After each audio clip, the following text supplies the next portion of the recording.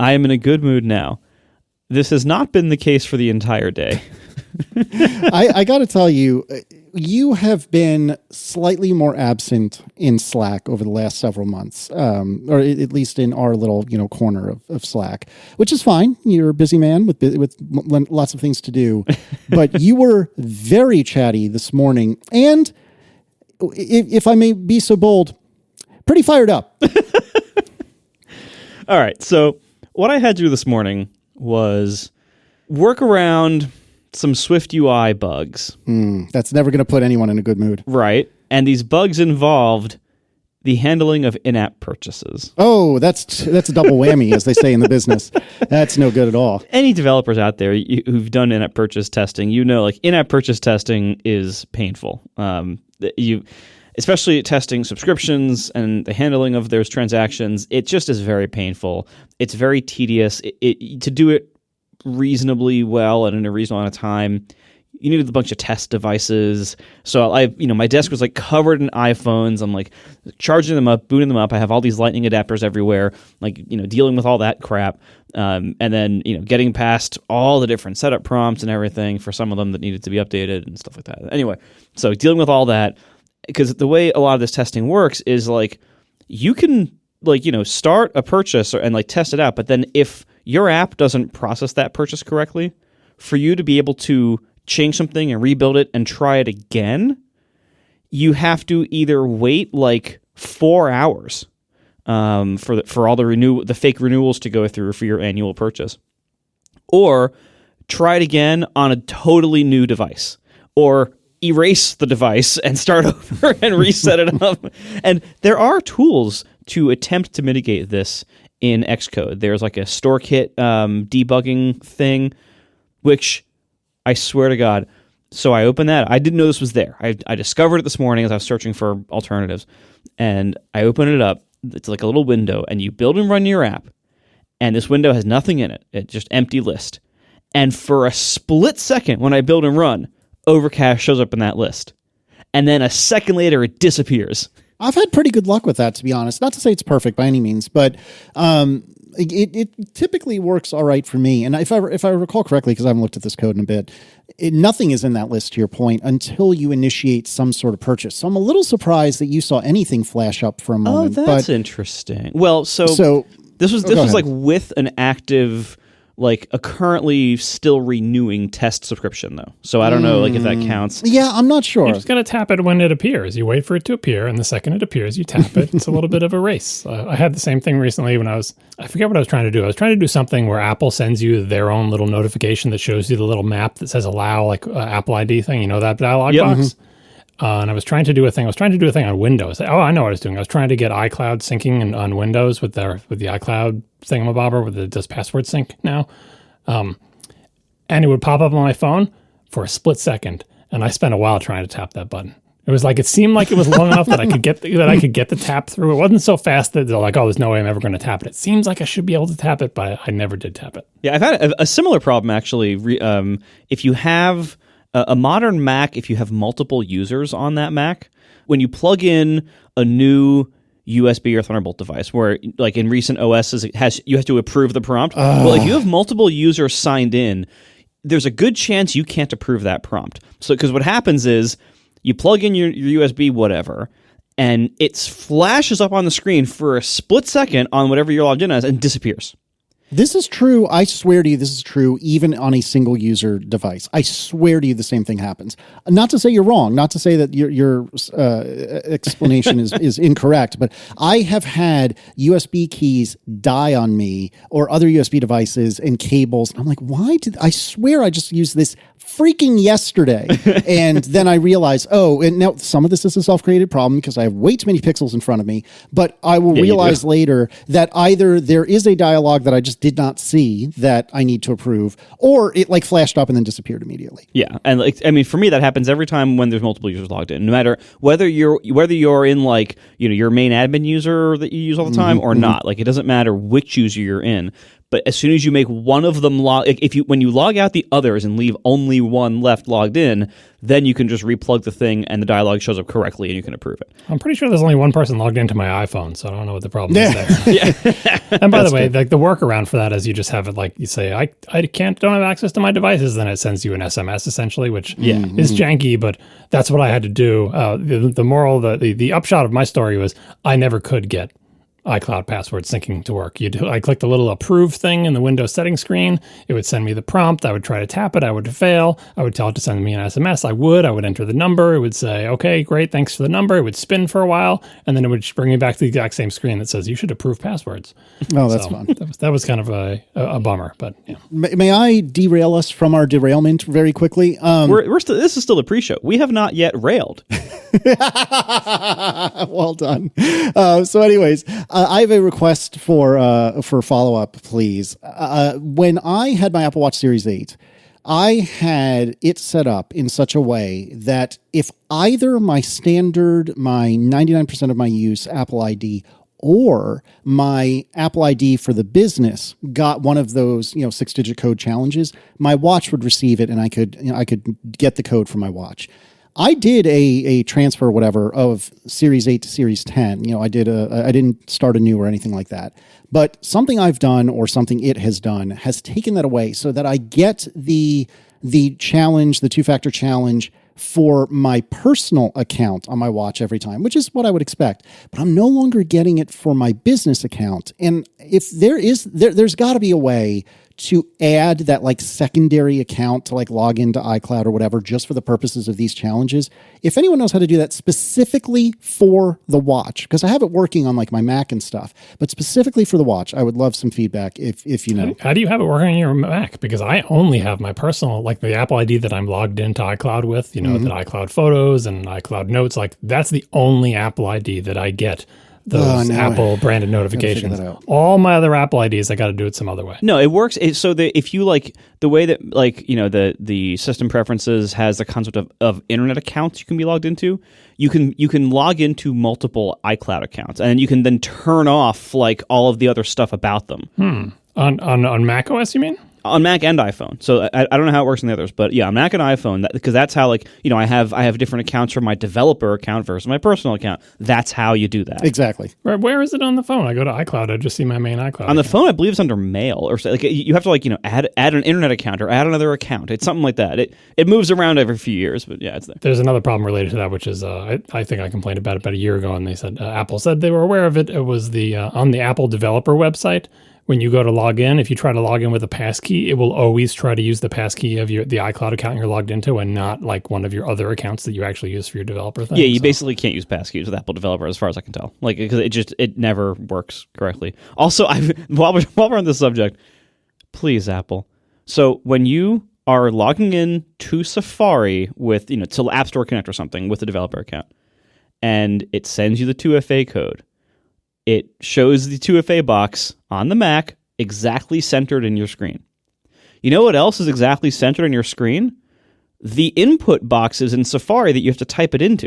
So every single time I have to drag the little window out of the way so I can see it, because it's always on top, of course, so I can type in the code. It's like, doesn't this happen to everyone inside Apple? Like, how has this not been fixed after all these years? Maybe everyone's using their Windows like I am. I've got a member special video you can watch so you can learn how to arrange your windows so they're not always dead center on your giant screen. Oh my goodness.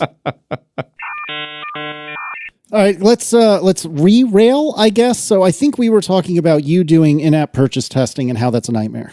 Oh yeah. So anyway, I was a little annoyed at that, and then I remembered, Casey had assigned us some Vision Pro homework.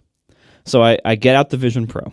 Which, in your defense, I think I had it in the show notes days ago, but I didn't call that to your attention until this morning. So right. in your defense, I did kind of drop this on you last minute. Right. So I'm already a little mad.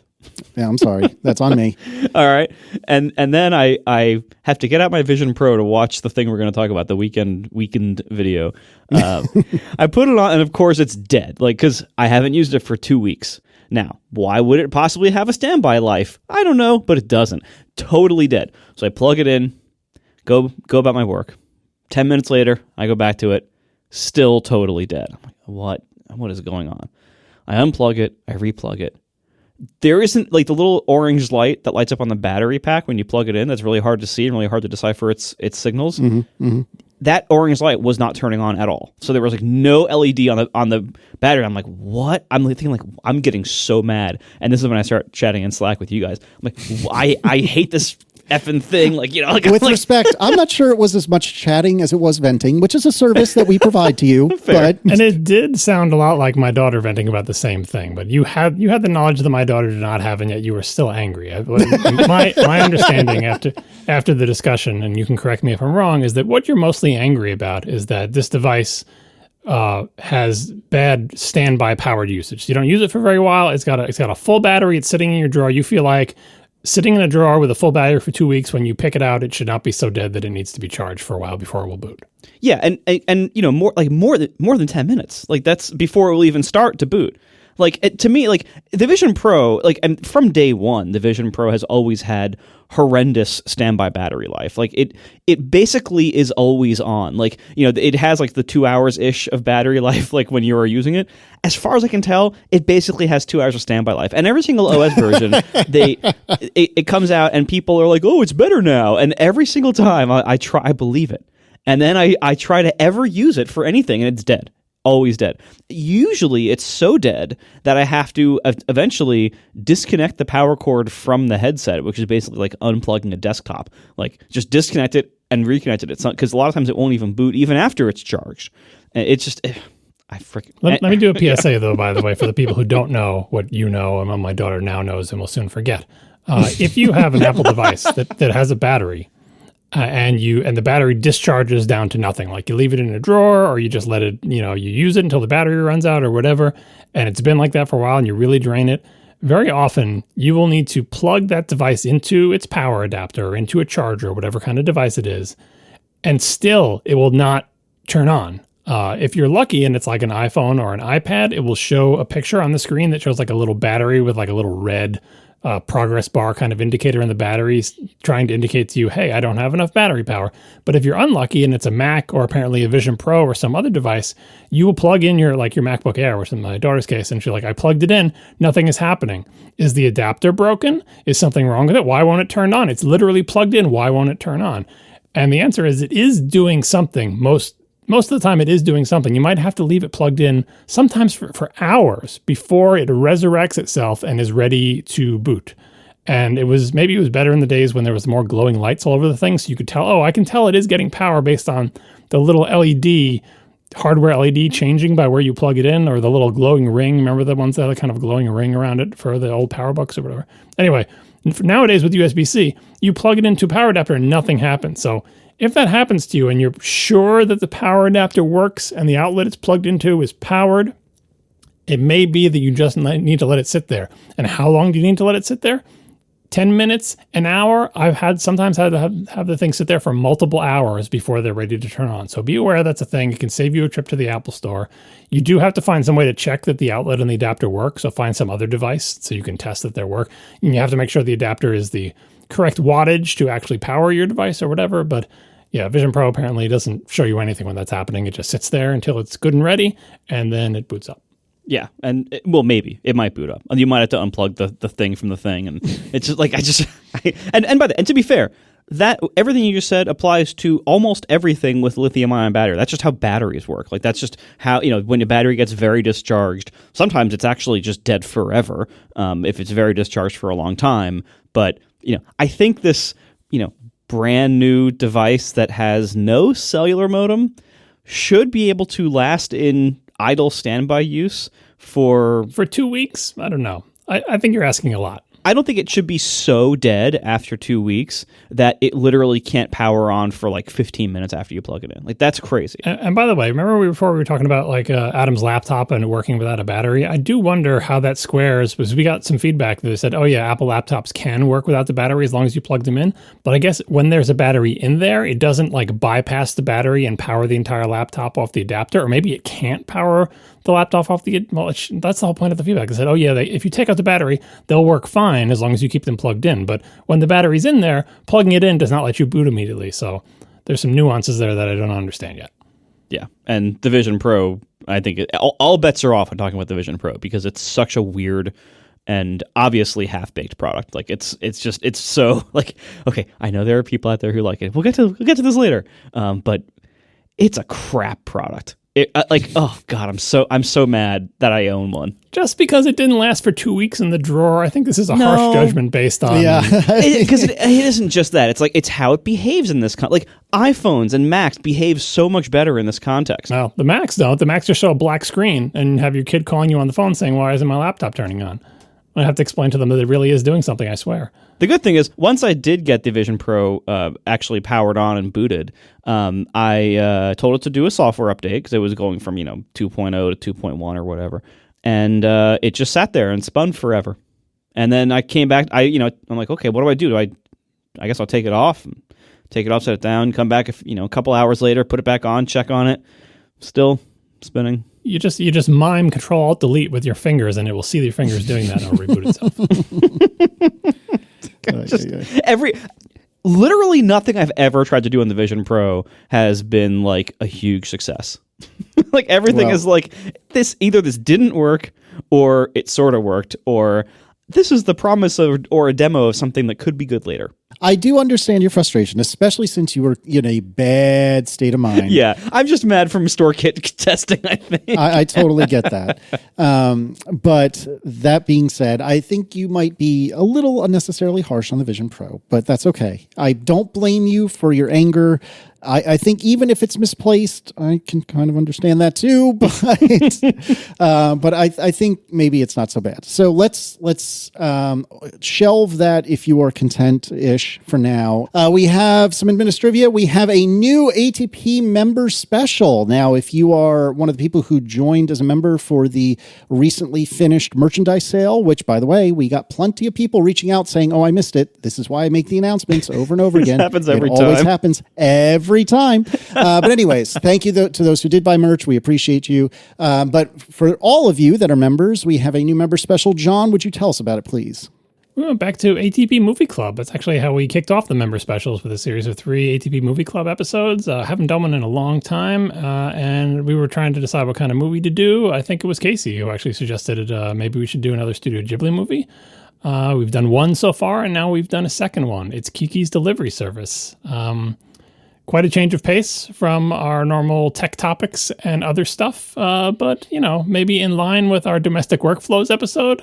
If you're familiar with Kiki's Delivery Service, that makes some kind of sense. Anyway, it's just a much more chill, pleasant holiday experience for you, even though it's just November. ATP Movie Club, Kiki's Delivery Service, atp.fm/join, and you can hear it too. And if you're already, like Casey said, if you're already a member because you joined to get the discount code, you can listen to this member special and all the other member specials. Yep. And you can binge them all. I mean, you can download them all and stop being a member if you so desire. I don't recommend that. I wouldn't encourage it, but you could do it. So there is a dedicated feed for the specials. If you are a member, you have multiple feeds on your member page, and you can go to atp.fm/specials to see all of them, whether or not you're a member. You just can't play them if you're not a member. After I was, upset by store kit testing and then by trying to do something with my Vision Pro, that would have been the wrong mood to watch that movie in. That's true. That is very true. You definitely want to be in a more chill mood for that. Yes. And we talk about it quite a bit more after the fact or in the special. Yeah, it was good. You should go listen to it. So let's do some follow-up, and I believe it was late last week. It seems to be the rule that the day after we record is when Apple chooses to release new Vision Pro content. Not every week, of course, but it seems like most days it's Thursday. Coincidentally, we're recording this week on a Thursday, and there's the Concert for One thing premiering on Friday. So no matter what happens, it's always like a day or two after we record, and that bums me out. But last week, The Weeknd released their first music video from his new album, I think. And this music video was done in immersive format. So as I like to do every time, I will recap. There's 3D, where you just get a rectangle that has depth, and then there's immersive, when you can actually move your head around and the perspective of the camera moves with you. This was immersive. It's about 5.5 minutes. I tend to like The Weeknd, which is almost frustrating because he actually did a performance at WWDC one year, and all of us were like, first of all, who the hell are you? Because this was early-ish in his career, well, certainly before he exploded anyway. And secondly, why is this bass so goddamn loud? Because I don't know if you guys remember, this was in Moscone. I remember. It was loud. It was so loud. Now, granted, the fidelity was phenomenal, but it was so loud. We needed our AirPods Pro, right, Marco? We didn't have them at that point. Yeah, we didn't have them. But anyways, I tend to like The Weeknd's music, and I think it's been well documented at this point that I'm a sucker for any immersive anything. And guess what? I thought this was pretty cool. Weird as hell, but pretty cool. And I don't have too much more to say about it other than you should give it a shot. And if you have a Vision Pro or access to a Vision Pro, and my understanding is you can actually sign up for a Vision Pro demo again, or now if you've never done one before. And one of the things you can elect to, or perhaps they force upon you, is watching this music video, which I think is worth your time if you happen to live near an Apple store. Marco, what were your thoughts? I hope you did do at least this much of your homework. Do you know how long it took me to find this? Oh, that is true. I'm trying to stay positive here, but let's just say that the information architecture on the Apple TV app is bad on every platform, but I feel like it is uniquely bad on the Vision Pro because it should have like a gigantic flashing, like what was the HTML tag that we all made fun of that was Blink super popular? or marquee? Yes, thank you. Or Blink or marquee, either one, doesn't matter.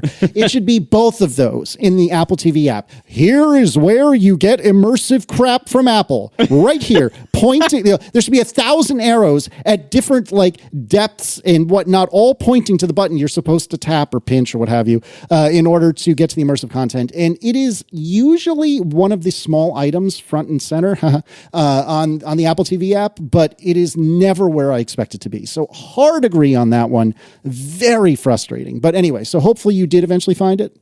The Apple TV app on the Vision Pro is just the Apple TV app the same way it is everywhere else. Like, but it's native. Like they use the native frameworks, but like informationally, what do you think people using a Vision Pro want? I mean, yes, obviously, if you're like really using it all the time, you want access to everything, of course.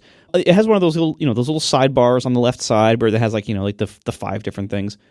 Add a 6th one for all the immersive content because newsflash, there's not that much of it. Like, so it's not like it's too much content to fit in a section. Like, just add something on the side so that you can quickly... Okay, so here's what I did. So first, I opened up the TV app. This just came out recently, right? Isn't it like a week old or something? It was, I think, last Thursday or Friday. I forget exactly which day. So it's a week old. It's probably still the newest content available on Vision Pro. And so I thought, how hard can it be? I'll open up the TV app and look for it. Nope, nowhere. There's even there's a promo in the TV app for some kind of upcoming like concerts thing that they're going to do. So I looked at that. Of course, it's not there because I guess it's not a concert; it's a music video. Okay, so I'm like, all right, well, that's not it. I'll go back and try to. I browsed through every section that I could find in the TV app. It's nowhere I could find. So I'm like, okay. So then I'm like, maybe it's in the music app because it's a music video. So I go over to the music app, and it's of course I can't find. And there's even like. I'm going through all these different things. There's even like some kind of like promo for some kind of big like featured station that they're going to do. So I'm like, oh, great, I'll click on that. And all that's showing me is like super low resolution for some reason, live broadcast of some weird thing. I'm like, well, that's not right. Okay. So like I eventually back out. It takes me a good 5 minutes just to find it. Eventually the way I found it was I searched the music app for The Weeknd, went to his page, and somewhere eventually in there, it linked me back out over to the TV app. Oh my gosh. Where it deep linked me directly to the right thing. That is very, very frustrating. For what it's worth, I did eventually put in Slack the actual link to the video. But again, in your defense, this was probably an hour or two after I had asked you to watch it. So I did not set you up for success on this. And for that, I apologize. Well, yeah, like, you did send me the link, but I'm like, how am I going to get this link in my Vision Pro? Surely it should be easier to just find it in the, because I don't have Slack on there. I don't even know is there a Slack app on Vision? I don't even know. It's not native, but you would have to run the iPad app, I guess. Right. Yeah. But I don't have that set up, so that would be a whole thing. And, setting up Slack is a whole thing. So it's like, I'm like, I'll just, anyway. So I eventually found the video. It was very interesting. It's a music video. So, it has a very different style than like a TV show, series thing, or a nature documentary. It's a music video, so it's very artistic, abstract. I did not like the motion of it, and I felt pretty motion sick afterwards. Oh, interesting. Because being a music video, there's more cuts than the other stuff we've seen in the Vision Pro immersive formats. There's more movement. Some of the things they do are like when there's like a scene with the road, like the road's like bending in front of you, and yes, it is like straight out of Inception, and it didn't give me motion sickness, but it gave me some very weird vibes. Like I felt like not uncomfortable. I don't know how to verbalize it, but it's just like, I don't know what's going on here, and I'm not sure if I like it. I was happy to see a different style of 3D content in the Vision Pro, and it showed me that there is a lot of promise for that still, because it's very sharp, very high res. They do the thing where they get like super close to, I guess, the guy, the Weeknd, is that his name? They get super close to Mr. Weeknd to the point where you're like, again, like if you were that close to a person, you would have to be like making out with them. And for you to be that close in front of somebody you don't know feels a little uncomfortable. It's almost like I shouldn't be here. Like I shouldn't be this close to this stranger. Like I'm being a creep here by being this close to this person. But it did show off the format of immersive video well. Super high res, super good like lighting effects and everything. And so one of the elements of the video is that they have these like shadow people where they're just like shadow figures and like bright lights for eyes, like starburst lights for eyes. That was a really cool effect to see there.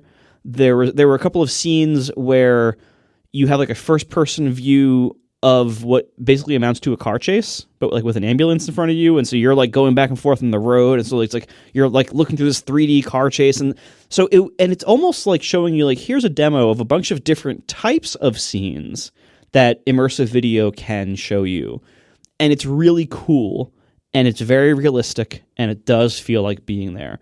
The problem is it feels too much like being there, and I felt very motion sick, which I don't normally with watching other 3D content, but this was bad for me. Like this was like I almost couldn't finish watching it. Like I was almost going to bail, but I'm like for the good of the show, I went through all this to find this thing. So brave. I'm going to get through the 5 minutes and actually finish it. Yeah, John, you should never watch this. Don't puke for the show. Just if you need to stop. That's a perfectly legitimate experience. You can say I tried to watch it, but I got so motion sick I had to stop. I would say if you are motion sensitive, do not watch this. It would not be a good idea. But if you are usually not motion sensitive and don't mind getting a little motion sensitive, it is something good to see. But what it shows me is that there's a lot of promise with immersive video, but that we haven't really nailed that format yet, and more experimentation is needed. But it does show a big range. It shows everything from close-up shots to car chases to weird abstract road warpings. Like it shows you a bunch of different things. So from that point of view, it's a good demo. But I think they did not test this on enough people, because if they did, they would have revealed some pretty significant motion sickness, I think. I mean, I didn't have any issue with it, but I don't tend to get motion sick. I definitely got like some heebie-jeebies about some of the moments. Like at one point, you're up in the air, contained in something, and then you leave that container. I'm being vague on purpose. And you are like way up in the air, and it's a little like, I don't know if I like this at all. But all in all, I do think it was very cool. And I know I've said this many times, but it just gives me an even stronger thirst for more of this kind of content. I wish we could get more, and they're doing better about getting more, and the pace is improving, but golly, it's just so neat and so cool and so unlike anything else that I can or have experienced. I'm not trying to say that equivalents don't happen on other platforms. All I'm saying is, for me personally, this is about all I've got. And since I don't have the occasion to use the Vision Pro for many other things, this is one of the highlights of my use of the Vision Pro. I have not yet tried the new Mac Virtual Display stuff, which universally has been deeply praised in the best possible way. Like everyone says it's amazing, but I'm not putting a beta on my laptop, just no. So I'll wait until it's all, in the release. But anyways, I don't have a lot of excuses to put on the Vision Pro, and this gives me an excuse, and I'm excited about that. But It was just really cool. And I think it's worth, again, it's not worth driving an hour to the Apple Store or whatever to try this. But genuinely, as I've said many times, if you have an occasion that you're near an Apple Store and you know you will be and can schedule one of these like try-ons or demos or whatever they call it, I can't stress enough, even just to experience it, I think it is well worth your time. And like I said, I think the last time we spoke about this, when I did it anyway, which admittedly was back in February, they were not salesy about it at all, or not pushy is maybe a better way of describing it. They were just like, hey, you can do this, you can do that, you can do this, you can do that. And they were not like, okay, so you're going to buy? You know, they were very chill about it. So it's worth giving it a shot. What this video shows me, it continues to show me that there are so many experiences that can only happen in immersive video. And that's a very good thing. Like, I am very sold on the idea of dedicated hardware that's capable of giving us 3D experiences. Because when you see a really good one, like parts of the submarine one, like parts of this, like when you see a really good one, it is really something. It's really amazing. It's hard to communicate this without experiencing it because you can't show somebody a screenshot. You can't show somebody a video of it and have them view it on a regular screen and be able to convey what it's like. Like, so much of technology, so many of the devices or services or the media that we have available to us, so much of it, you're able to get a pretty good idea of what it's like by watching a video of it, or like a video review that somebody has, or looking at a screenshot that somebody shows you. There is no good equivalent to that, to immersive 3D content, that when you're viewing it on a regular screen. Like, nothing can really convey what it's like to experience that in 3D. And, you know, we say like to be in there, to be in the Vision Pro, because it really feels like you're going into a different world. Every time I experience really good 3D immersive content, which it's still, you know, we're still not past the you can get through everything the very first night you have it level of the Vision Pro. There's still not enough content for that, but there is so much promise for the idea of 3D content. So as much as I rail against a lot of the decisions Apple made with this product, I love the idea of more consumer availability and adoption of hardware that can deliver us 3D experiences. This just, you know, this is still super early and still has a lot. This is like the Vision Pro is like Johnny Ive came back from the dead and had a fever dream and shipped it as a product with no editing. Like, it's just, it's such a weird product with so many bad decisions. But it's compelling when you have these experiences in it. You're like, oh, this is a big deal. This is different. This is better than I thought. This is more immersive than I thought. This is more motion sick than I thought, maybe. But like, there is so much promise to that type of experience. Part of the reason why I think AR and VR are almost entirely different things. Yeah. That's part of the reason why I'm largely down on the computing side of spatial computing, as discussed previously. But I think the content experience side of it is very strong and has a good future if the proper investments in the content are made. And I hope they are, because it really, like, I would almost describe, this video or the submarine one, I would almost describe them as amusement park rides. Like, it is really something to experience. Yeah. Mm-hmm. I would say the submarine one is closer to a real life play. This one was closer to what I would assume a very strong hallucinogenic drug trip might be like. Having never tried hallucinogenic drugs, I concur that this is how I expect it would feel. Yeah. So it's a different style, but it shows you, like, this is the kind of thing that is possible if somebody makes content really made for this. So I hope more of that happens. And it's good that Apple was able to push on an artist that is in with them already to make this happen. More, please. Like, because again, we still so useful to know in the chat, user Jared H said that apparently Lens Rentals now rents the Vision Pro. So you can rent one for a week for a couple $100.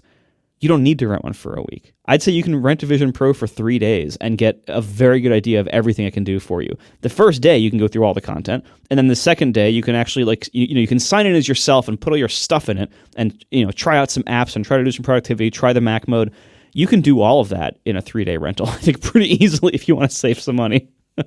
But, eventually, if they step on the gas a little with the content, this could work. But we gotta see them step on the gas, and we have to see the content get a little more refined in the techniques they use to avoid things like motion sickness.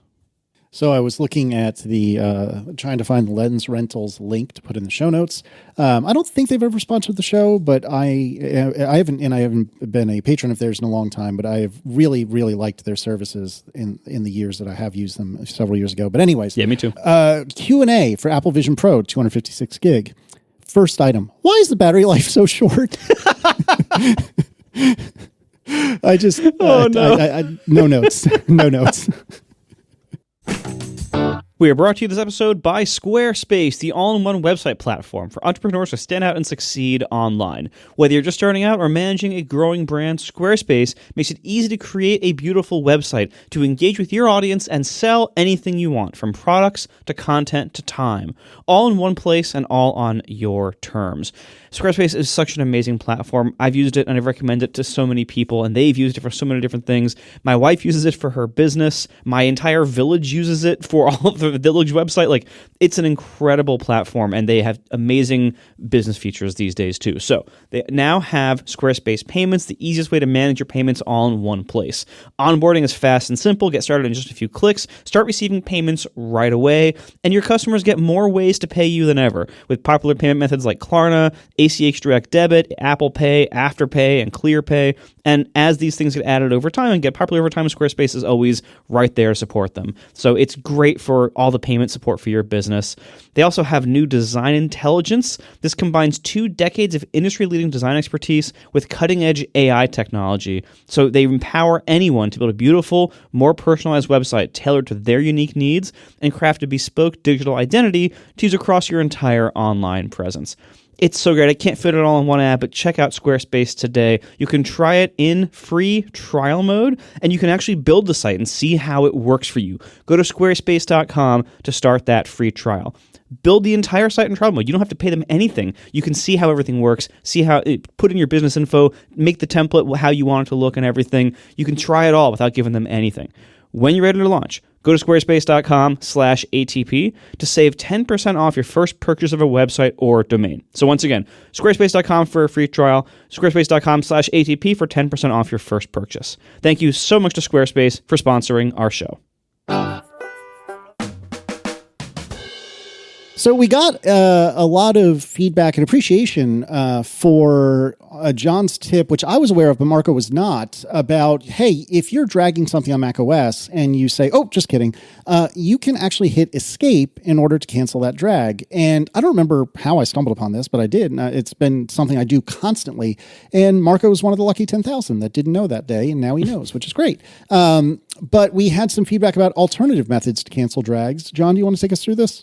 Yep, everyone wanted to tell us the thing that I already knew, because it's also from classic Mac OS. You can also drag to the menu bar to cancel a drag, which is a big drag location, so you don't have to be very precious about it. Although I will say that I think it's possible to have like menu extras, like the little icons in the menu bar that do allow you to drag things to them. So don't drag it to one of those.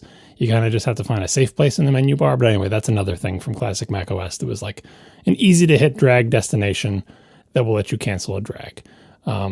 And yeah, I don't know how many people still do that. I still think escape is better because you don't have to drag all the way to your menu bar if you have a big screen or whatever, or if you're near the bottom. But I'll give you one bonus tip here, which I alluded to in the last episode. If you're like me and you like list view windows in the Finder and you turn down the little disclosure triangles on the folders to show like a hierarchy of things in list view, I love that feature. I use it a lot. If you ever want to drag something in the Finder into the folder that is represented by that window without mistakenly dragging it into one of the disclosed subfolders, you know what I mean? Yep. You can try to like drag it and see if the Finder is highlighting the top folder or not highlighting one of the subfolders or whatever. But the much easier thing that I still do to this day that I started doing in classic macOS is if you drag to the header bar, the one that says like name, date, modified, size, that bar on top of list view menu, if you drag your item onto that bar, it will always go into the window that is the folder that is represented by that window, and you will never mistakenly drag it into a subfolder.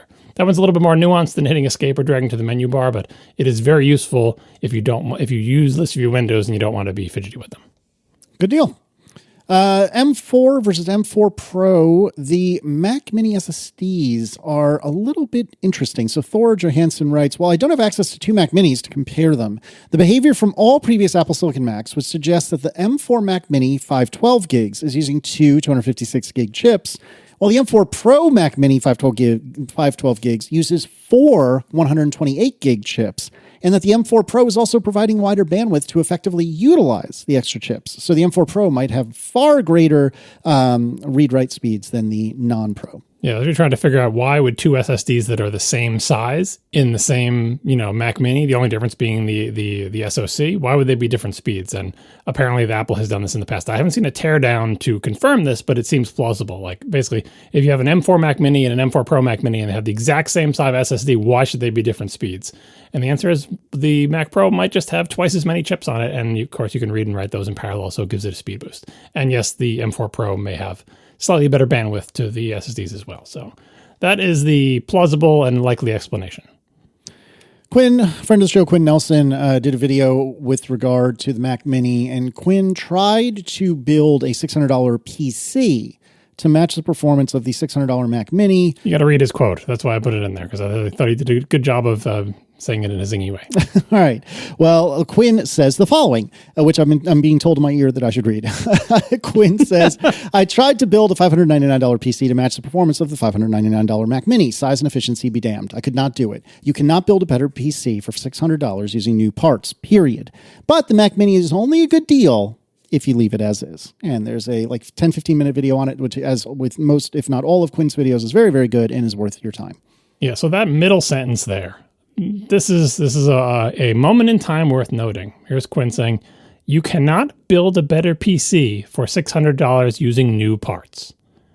I don't think that's been true of Mac versus PC for a long time, and when it has happened, it has been brief and fleeting, because that's always the thing with Macs. Some tech nerd is going to say, oh, you use a Mac, I could build a better PC for than that for half the price, right? That's always the thing, and usually it's true. Usually you can build a faster, more capable, I wouldn't necessarily say better, but spec-wise, you can build something that performs better, that finishes work faster than the Mac, that plays games at higher frame rates, that has more storage, that has more RAM for less money than the Mac. That's just the order of the universe. And yet here we are in this brief moment in time where if you get the base Mac Mini for $600, you literally cannot build yourself a computer at any size, any appearance. Now, forget about trying to make a tiny little, you can make it as big as you want, as noisy as you want.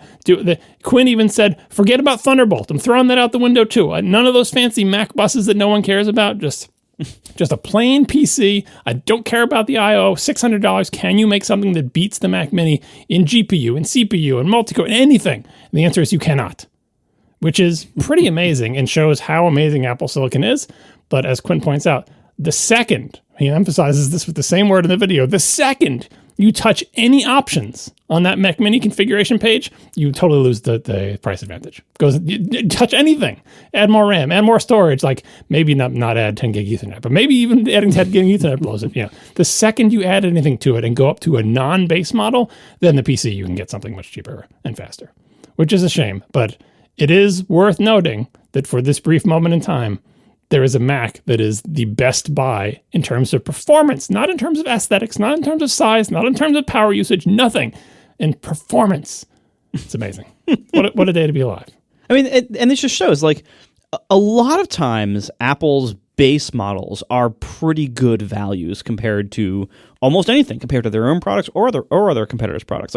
The base models can be great values. It just is usually not the case once you upgrade anything. That is a very common failure mode. Because also the base models, this is the brief moment in time, but 5 years from now, when it still comes with 16 gigs of RAM and it starts to seem a little bit constrained because Apple Intelligence 2.0 or whatever can barely run in 16 gigs of RAM, that's what the problem with the base models. They're a great buy when they've just recently been bumped in their specs, but then they stagnate for years and years and years, and they become a worse and worse buy because it's The SoC maybe is a good buy, like the computer's a good buy, but the storage and memory just get more and more anemic, and eventually it stops being a good buy because you're like, if you buy this, you won't be able to fit your stuff on it because it's like a 16 gig iPhone or whatever, you know?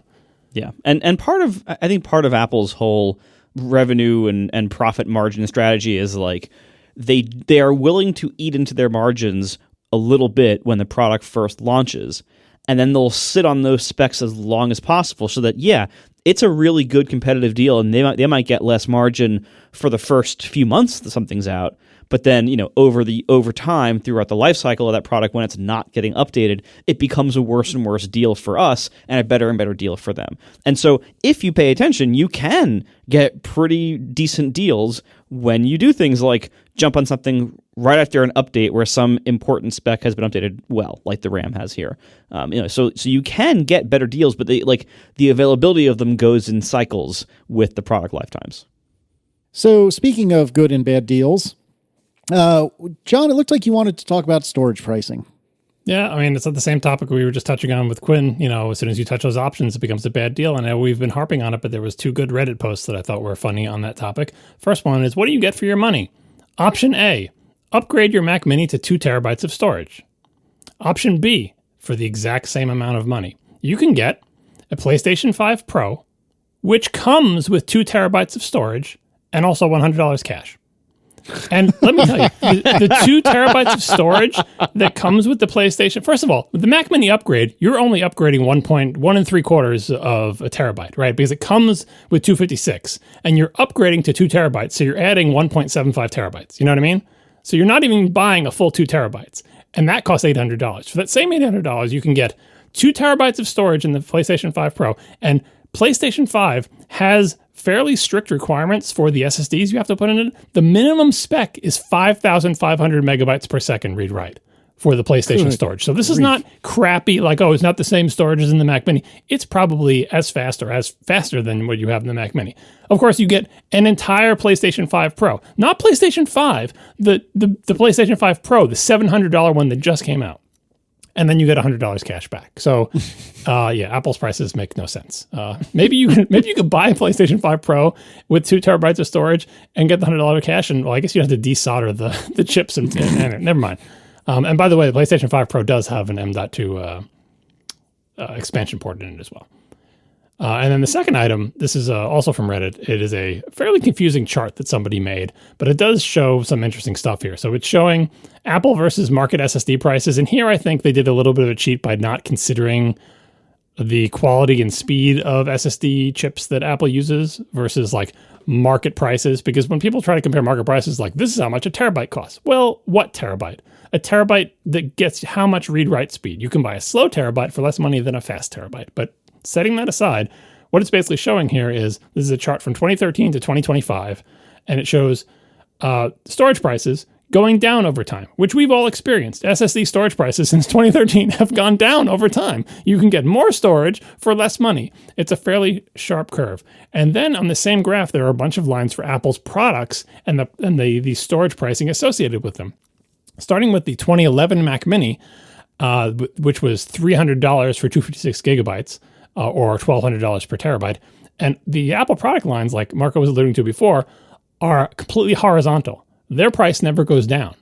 They just go, it's just a horizontal line on the graph. So the Mac Mini was a terrible deal. And then came the 2014 Mac Mini at $800 per terabyte. That is a horizontal line that extends from 2014 to 2024. Does not dip. The actual storage line is going down, down, down, down, down. The Mac Mini line is just straight across, never changing, $800 per terabyte, $800 per terabyte for 10 years. For 10 years, they did not change the storage price. And now finally, the new, the M1 Mac Mini in 2020 is its own horizontal line at $400 per terabyte, still above the market prices. So yeah, that's the Apple strategy. Introduce a thing at an expensive price and never change it, sometimes for a decade, while the entire pricing commodity parts environment around it changes radically. Apple is, frozen in time with prices fixed in place as of the introduction of that computer. And presumably that will happen with the M4 one as well. It's just that right now, that computer, in terms of its capabilities, is a good deal at the base model. But yeah, once you add any storage, you jump off of this market line and you go up into Apple Fantasyland and you just stay there forever. It's so frustrating because I'm so happy that we finally got the increased RAM, but it's just shining a gigantic, like, what is this, bat signal sized light on how egregious the storage pricing is. It's just, it's not good. But we can move slightly forward. Anonymous writes, the ridiculous RAM and SSD upgrade prices Apple charges look even worse when you notice that Apple only lets its retailers sell the lower end versions.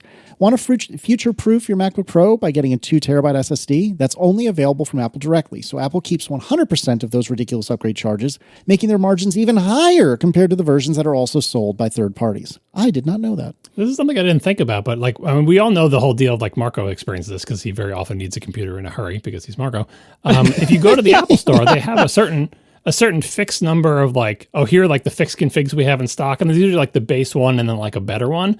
But if you were to go to Best Buy or any other random place, they have a limited number of configurations, and I didn't realize that they just don't have the very upgraded configurations at all. And so, yeah, it seems like Apple is just saving the highest margin products only for its channels, either ordering through Apple's website or, their store or whatever. And then everyone else gets, I guess, the base model, maybe one bump up. I don't have extensive experience looking for Macs sold by companies other than Apple, but this is just another way that Apple is making sure that they keep most of the fattest part of the margin curve here. By the way, this isn't entirely an absolute truth.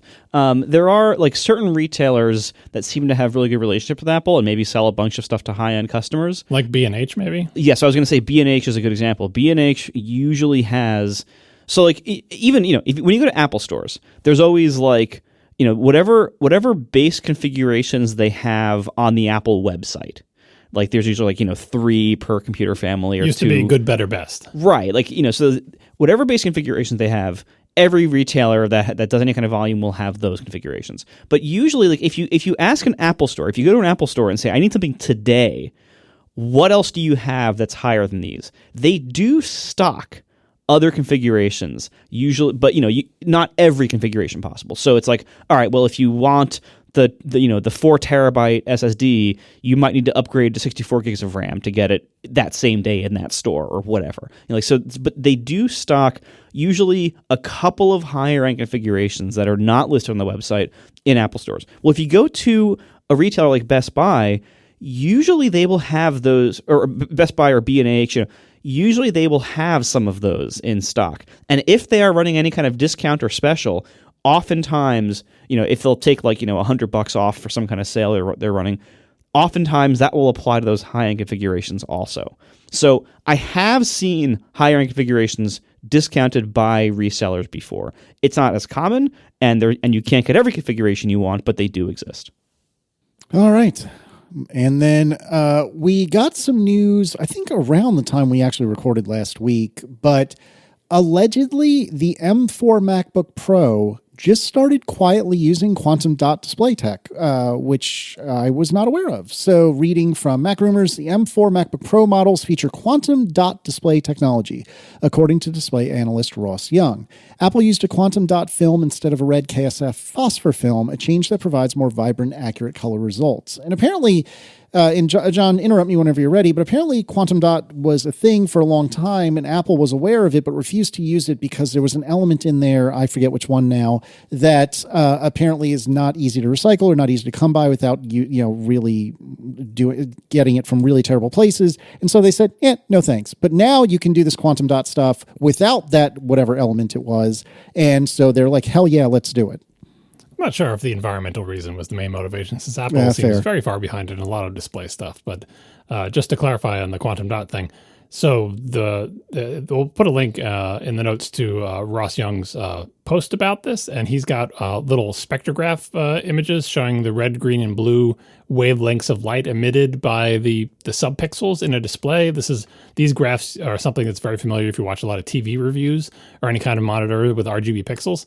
And you would think, if you look real close on a monitor, it's got a little red subpixel, a little green subpixel, a little blue subpixel. Some TVs have white subpixels as well, but computer monitors don't. You would think that if you expose that to one of these spectrum analyzers, you'd see a spike in the blue, a spike in the green, and a spike in the red. But surprisingly, especially on televisions, you will see some very misshapen lumps with like kind of a plateau between blue and green, and then one spike is higher than the others, and other spikes are wider. And you're like, why are these so like unevenly distributed? Why isn't this just pure red, pure green, and pure blue? Well, the way non-quantum dot LCD displays work is they have a backlight that shines usually white light through a filter, and the filter, they have a red filter, a green filter, and a blue filter. And the filter blocks all the wavelengths that are not blue, and the green one blocks all the wavelengths that are not green, and the red one blocks all the wavelengths that are not red. It's like when you take one of those red like film things, or like 3D glasses with the red and the green. They're little things that go over your eyes, and they work by blocking wavelengths that are not red or green, red or blue from getting to your eyes. So the bottom line is they block light. So you have to turn the backlight up even higher because some of the light from that white backlight is being blocked. In fact, like a third of the light or whatever, depending on the spectrum of the white backlight, is being blocked by each subpixel. That's not good for brightness. The way quantum dots work, that's not actually how they work, but you can think about it as instead of blocking the wavelengths that are not red or green or blue, they take whatever light hits them and essentially change it into what light of the wavelength that is desired. It basically, the light hits the quantum dot, then the quantum dot emits light in a particular wavelength. So you don't lose as much light by blocking wavelengths. It says, I'll take your light, whatever color it is. And by the way, most quantum dot displays have like a blue backlight because that is the highest energy, and you can downgrade that to green and red, right? So they have a blue backlight, and the blue backlight will go straight through the blue pixel, so no filter whatsoever there. And then the blue blacklight will hit the green quantum dot, and rather than blocking wavelength, I mean, there is no green wavelength there. It will change the wavelength of the light by emitting a green wavelength after it's being excited. Anyway, that's what quantum dots do. They eventually change the color of light in a more efficient manner, so you can run the backlight lower, so you can get higher brightness, all that stuff. And the MacBook Pros with the 1000 nit thing now, I mean, that's not that big of a deal because the old ones went up to 1600 nits anyway, and it's really just a software setting. But I think the reason they unlock that with a software setting without the fear of them destroying battery life is because the quantum dot display lets them get 1000 nits on that display with a less bright backlight because the quantum dots are more efficient. What this isn't is anything like OLED. OLEDs, there are things such as a quantum dot OLED, which is what I have on my TV, but OLEDs emit light in an entirely different way and are a different technology and are much better than what Apple is doing with the mini LED. But the rumor is that the OLED MacBook Pros will have to wait until late 2025 or 2026. So keep holding your breath for those. But for now, we get to enjoy brighter, more vibrant, more pure color with less energy on these new MacBook Pros. Yeah, this is cool, and I'm jealous. So there we go. So sometime in the last week or so, a couple of weeks actually, there was a bit of a kerfuffle about iOS devices starting to just randomly reboot themselves. And hear me out before you grab your pitchforks. So this started on, I guess, the 9th of November with a report from The Verge. Reading from there, there's apparently a new iOS 18 security feature that reboots iPhones that haven't been unlocked in a few days, frustrating police by making it harder to break into suspects' phones. This apparently was all kicked off by a 404 Media post, which we will also link. Again, reading from The Verge. 404 Media, which first reported police warnings about the reboots on Thursday, writes that restarted iPhones enter a more secure, quote, before first unlock, or BFU state. Now it seems Apple added inactivity reboot code in 18.1 that triggers iPhones to restart after they've been locked for 4 days, which is kind of wild. So there's a demo video put up by Jiska Klassen, hopefully I'm pronouncing it somewhat right, who is a researcher at the Hasso-Plattner Institute and one of the first security experts to spot this new feature. And their video demonstrating this shows that an iPhone left alone without being unlocked reboots itself after about 72 hours. And I watched this video. Of course, they accelerated most of it, so you don't have to sit there for 72 hours. It's going to be a long video. Right. It shows that almost exactly at 72 hours, sure enough, the thing reboots. And then this same Jessica Klassen did a fascinating deep dive and reverse engineering into how this exactly works. Before I get there, do we have any commentary so far? Or do you want me to read this next section? There was a little bit of scaremongering when this came out. It's like, well, first, the police are complaining. Oh, police, it's going to make it harder to break into criminals' phones. Any kind of security feature, law enforcement are like, we don't like it. We want backdoors. We don't want to be able to hack things. We want things to be, because They need to find out things about criminals, but as individuals, you want to protect our privacy. So this is like, oh, Apple's doing this thing. Are they thwarting law enforcement, or is this a bug? Or is it there was also some rumors about like the phones are talking to each other in the evidence room and telling each other to reboot. I loved that. That was very good. That was the best. I love the crazy crap cops come up with, and they say it with the utmost authority. Yeah, or like it's when there were some other theories like it's when they're not on a network because in the evidence room there's no Wi-Fi they can connect to, or they can't get cellular or whatever. But anyway, yeah, this reverse engineering. It must be a conspiracy between the iPhones to lock us out. Yeah. So this reverse engineering does a good job of discovering exactly what it is. But I think the most interesting part about this that Casey's about to read is the background on why do this? What's the point? Like why? So what? Your phone reboots if no one touches it for 72 hours. How does that stop someone from breaking into your phone?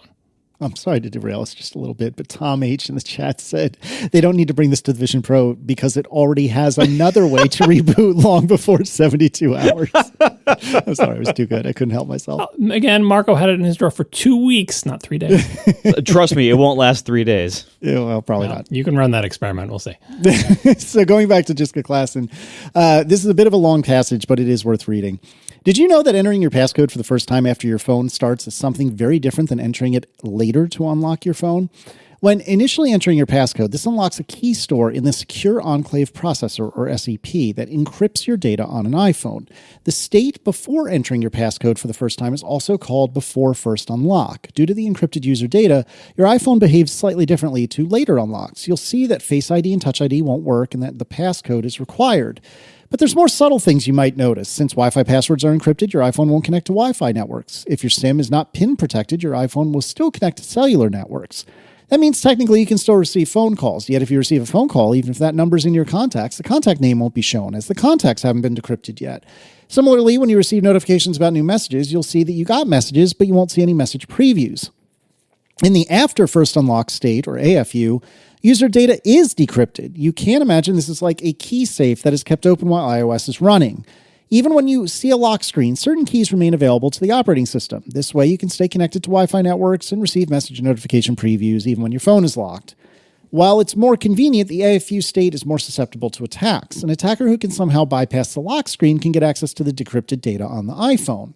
To bypass the lock screen, an attacker does not necessarily need to know the passcode. Security vulnerabilities within iOS can allow attackers to get code execution and extract from an iPhone even while it appears to be quote-unquote locked. So just to summarize what they're describing here. So we've all seen this. Like when you boot your phone for the first time, you have to type in your passcode to unlock it. And all these sort of side effects of like in the before unlock state that like, yeah, your phone's on and it's booted. And if your SMS doesn't have a PIN, you can receive SMS messages, but none of your data is accessible yet. It's all, everything is encrypted, what they call encrypted at rest on the phone. Like the bits on the disk are just scrambled garbage, right? They make no sense. If you look at them, they're encrypted. You need the secret decryption key to decrypt them into something sensible. When you boot your phone, it hasn't decrypted any of that stuff yet. It hasn't decrypted it and put it into memory until you unlock it, right? Once you unlock it, the keys to the kingdom are in the memory of the phone. They've been retrieved from the secure enclave thanks to you entering your passcode. It's unlocked the key safe that has the keys in them, and now your phone's busy reading stuff. It's reading your contacts. It's putting them into memory. It's reading your messages as they come in. It's reading everything, right? In the running memory of your turned-on phone is all your valuable information. It's just sitting in memory somewhere, right? Obviously, it's hard to get to. You'd have to crack into the phone and find a way to read memory, which you usually can't do, blah, blah, blah, but it's there. It's unencrypted in the memory chips. Like, you can imagine if you could crack the thing open and somehow access the memory chips with, like if you have physical access to the phones, all sorts of weird stuff that you could do, right? It's very much like, people think like, when I lock my computer, like when I turn the screensaver on and it requires a password to get in, like everything is secured. But think of it more like just taking a very thin curtain and putting it over the front of all your secret stuff. And if they can like tear a tiny hole in that curtain, or a breeze can blow that curtain aside, or the curtain becomes a little transparent, or the curtain crashes, to torture the analogy here, and disappears. That was like one of the early security flaws in an early version of Mac OS X, the password dialog for when the screensaver like locks your screen. If you just held down a key and just entered like a really long password just by repeating the letter A 1,000 times, it would crash the screen lock application up and the curtain would go away. And guess what? There's all your stuff totally decrypted sitting right underneath the curtain. So the after first unlock state is all your stuff with a thin veneer curtain hiding in front of it that hopefully stops people, but it's so easy to get around the curtain. The before unlock state is everything is still entirely encrypted and it's of no use to anybody. It is locked up. It is fully, it's almost like your phone is off, right? It is just encrypted at rest. And so even though from our perspective, so what's the difference? I enter my passcode all the time. I do Face ID. Isn't it just as locked when I lock my phone? No, it's totally different. Before unlock is way, way, way more secure than after unlock. Yeah, I love that Apple, takes iOS security so seriously, and it's so incredibly advanced and has all these different protections. But I think even more than that, I love that they are constantly in motion and constantly tightening things down even further, and they actually would care. Apple, you all know what I think of Tim Cook, but when he does his shameless government cooperation, usually it's opportunistic ways that he can make sure that he keeps making a whole bunch of money, as we're going to see him play very nice with Trump over the next few years. Like that's what happened last time. It's going to happen again this time. And you can be sure that anything that, if there's like tariffs on goods from China, you're going to see that, they just mysteriously don't apply to Apple. There's going to be a lot of that kind of stuff going on. He's going to, play very, very nice with government, and with the bag on top. Who to make sure that Apple continues to make a whole bunch of money with its operations in China. However, Apple also does not like cooperating with law enforcement more than it has to legally, and they especially do not like things that try to get around their phone's privacy and security measures. So Apple is constantly closing loopholes, adding more protections, fighting against different hacks. And that's, whatever you think of whether law enforcement should be able to hack phones that somehow would only be used for good purposes, whatever you think about that, this type of security affects everybody. Like, this is just Apple making sure that our phones are secure for everybody. And this is total overkill for most of us. But I'd rather they err on the side of overkill when it comes to basic device security than, underkill, whatever that word would be. Like, I'm glad that they take these ridiculous measures. I'm glad that somewhere, one of these various hacks from Celebrite or whatever, one of these various hacks that these, law enforcement agencies and, foreign governments and, other kind of bad actors, one of these exploits, Apple realized, hey, you know what? If we just make the phones reboot after 3 days of not being unlocked, it'll erase this whole category of whatever from being used in practice. Or like, I love that kind of stuff. And I'm so glad that they keep fighting that fight. It makes their products safer and more secure for all of us. And by the way, that's why, like when the police have a phone that they want to break into, that's why they keep it plugged in, because they don't want it to like run out of battery and die and go into the before or first unlock state again. They want to keep all that stuff that's in memory, all the decrypted data that's in memory. They want to keep it there. They want to keep it in the mode where it's all the goodies with a thin curtain in front of it, just so they can figure out how to get around that curtain or get through it or whatever. But once it reboots, it just becomes a bucket of garbage data that they have a very difficult time getting anything out of.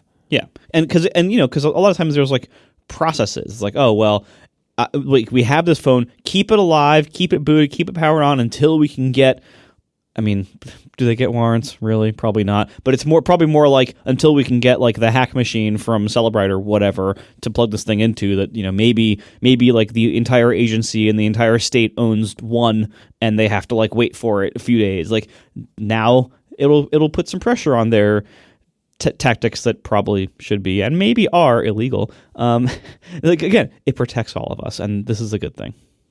Yeah, so a whole bunch of reverse engineering happened, and then there were some takeaways.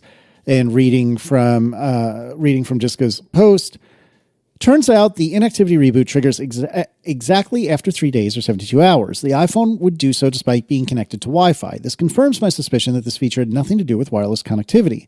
Law enforcement's conclusion that the reboot is due to phones wirelessly communicating with each other is implausible. The older iPhones before iOS 18 likely rebooted due to another reason, such as a software bug.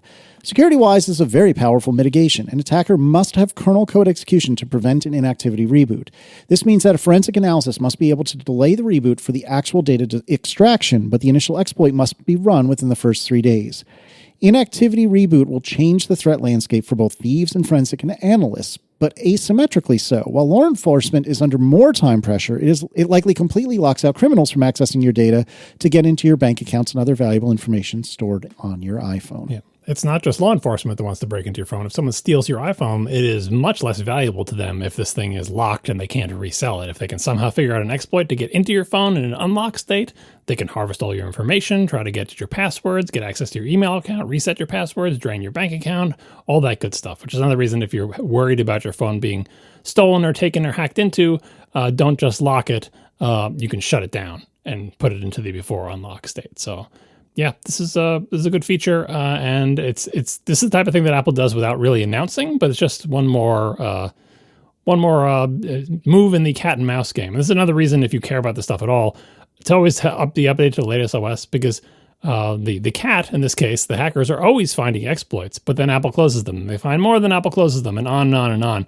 And so if you have a phone that's like, oh, you're running, the latest version of iOS 17, well, that has 25 known exploits, but the very latest version of iOS 18, all 25 of those has been patched. And that's the game. Not that there's none out there. There's always new ones being discovered, but they are patched pretty quickly after they're discovered in the best case. And any older phone running an older OS probably has a laundry list of hacks that work on it. Whereas the newer you get, the shorter that list of known hacks gets. And then, then it's a clock on the thieves. They have 3 days, whether they keep your phone plugged in or not. They have 3 days to figure out how to get inside it and get at your stuff. Also, not to make this too dark, but I think this is important to think about because it's a realistic threat. Keep in mind the direction that the U.S. government is going in. There's a lot of data that is on our phones that the government might start wanting to look at more. For instance, if you are in a state that has made abortion illegal, especially the really hardcore ones, that any form of abortion is illegal. Well, information like you've had a period or not, and what happened after you didn't have one, that information could get you thrown in jail or worse. And the way we're going politically in the U.S., we're going to have to really start taking a lot more of this data security stuff seriously and privacy data seriously, because the government's going in some weird directions and it can get a lot worse. And I think what we see with some of these political directions that things are heading in, we're not that far from things getting a lot more threatening in areas like that. And so a lot of data is on our phones. A lot of data is in these services that we use on our phones. A lot, we need to start building the infrastructure, that if we don't already have it, to be a lot more careful and a lot more guarded and a lot more private about this stuff and a lot more secure. Because, you might think today you might, be in a place or be a kind of person where you don't feel particularly at risk for, government intrusion into your phone, but that can change quickly. And I think we are in for some of those changes in those directions, unfortunately. So there's never a better time than now to start getting your security in order and reviewing some of these options and some of these practices and bulking things up where you can. And if you're in that paranoid mindset, keep in mind that in the U.S., at least, the current precedent in law is that the police can force you to put your finger on Touch ID. They can force you to use Face ID, but they can't force you to enter your passcode. So if you care about that type of thing, another advantage would be for unlock state, because Face ID and Touch ID don't work in that state, and they cannot compel you to tell them your passcode. Yet. Brief question, which I don't expect you guys to know the answer to. You know how there's the trick of where on modern iPhones you hold the volume up button and the lock button for a few seconds, and that will disable Touch ID. Does that get you into the before first unlock? I mean, no. Strictly speaking, it's got to be different, but... Yeah, that does lock out Touch ID and Face ID, but it does not get you into before first unlock. We are sponsored this episode by Uncommon Goods. Spark something uncommon this holiday season with just the right gift from Uncommon Goods. This busy holiday season is here, and Uncommon Goods makes it less stressful with incredible hand-picked gifts for everyone on your list all in one spot. Gifts to spark joy, wonder, and delight. and give people that exactly what they wanted feeling. So Uncommon Goods scours the globe for original, handmade, and remarkable things. And they always get really great gifts for every single person you know. So I browsed over on the site and I got a couple things for myself and people I know. They're just delightful. Like, it's so hard to find, like, fun, unique, unusual, nicely made things. It's easy to go on the internet and find a bunch of crap, but that is not what this is. Uncommon Goods gets you really high quality goods. They support artists, small independent businesses. Many of these are handcrafted products that are made in small batches. By the way, that's a good reason to shop now before they sell out, because in the holiday season, handcrafted stuff tends to sell out early. So go there now. And from all the stuff you might want, from holiday host and hostesses gifts to the coolest finds for kids to hits for everyone from book lovers to diehard sports fans, Uncommon Goods, they have something for everyone. It isn't just the same old stuff you find everywhere else. And with every purchase you make at Uncommon Goods, they give back $1 to a nonprofit partner of your choice. They've donated more than $3 million to date. So to get 15% off your next gift, go to uncommongoods.com/ATP. That's uncommongoods.com/ATP for 15% off. Don't miss out on this limited time offer. Thank you so much to Uncommon Goods for sponsoring our show. Uncommon Goods, we're all out of the ordinary.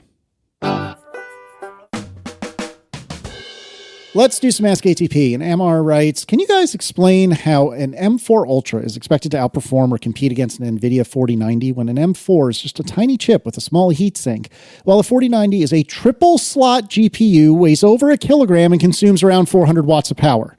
I know Apple's good at making chips, but surely we're missing something here. Yeah, an NVIDIA 4090, which is, I think, their current top-end GPU. It is really big, really expensive. It's 400 watts of power, has a huge heatsink. And you're saying, comparing to this, with these tiny M4 is just a tiny chip. Yeah, the M4 is a tiny chip. The M4 Ultra, which doesn't exist yet, but when it does exist, it will not be a tiny chip. It will also be a very big, very hot chip that requires a very big heatsink. Take a look at the M2 Ultra and the size of the heatsink that it has. Now, it's not 400 watts, but just to level set here, to try to compete with an NVIDIA 4090, it's going to take a chip that is substantially larger and hotter than the M4 that's a Mac Mini. It's going to have a big heatsink on it. It's going to cost a lot of money. But still, the question is, how can they even be in the ballpark? I did this calculation back before the M1 was coming out. Is it possible for Apple to make an Apple Silicon chip with a quote-unquote integrated GPU, as in a GPU that is on the SoC, on the die with all the CPUs and everything, that competes with the best video card that you can get, best single video card that you can get? And the math that I did back then was based on the rumor of the Jade 4C die, the thing that would be like 2 Ultras or 4 Maxes put together. The math on that worked out. That would have been competitive with the best single GPU video card available at the time. But Apple never made that chip. They only made the M1 Ultra, which was 2 M1 Maxes stuck together. They never made the quad with 4 of them. And that's why no single Apple Silicon chip has ever competed with a single best top-tier PC video card. Now, why are we having this discussion again?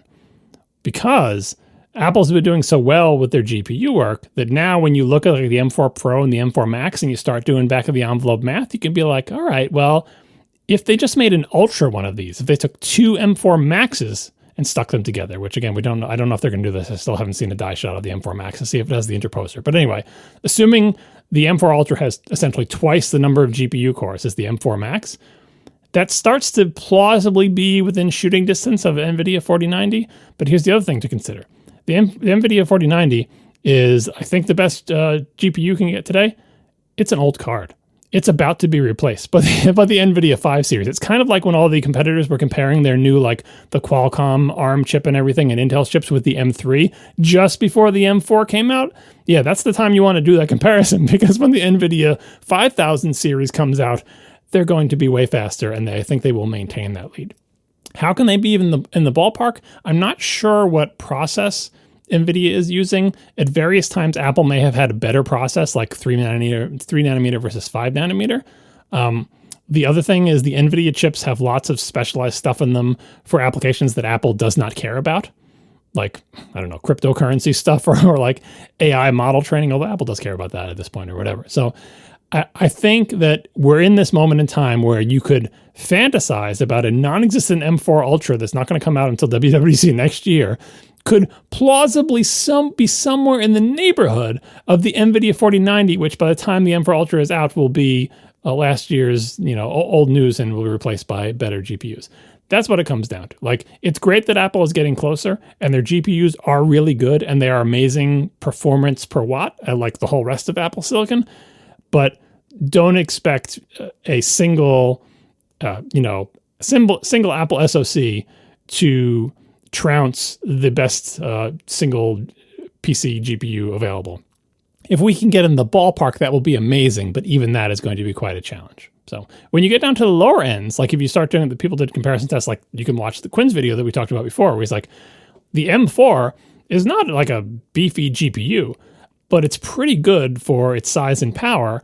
And when you try to compete on pricing, you get like the cheapest NVIDIA GPU or like a really low-end PC GPU. The M4 GPU holds its own against it, amazingly. And that is pretty amazing. And remember the NVIDIA thing, it's on its own separate card. It's got its own separate memory that it has to power. It's got all its own separate circuitry, and now it's got to communicate to the CPU through PCIe bus and all that stuff, right? So there's lots of extra overhead that you don't have when the GPU is literally on the die with the rest of the stuff. So there are advantages to that arrangement. And of course, the unified memory architectures, you don't have to have a separate set of RAM, right?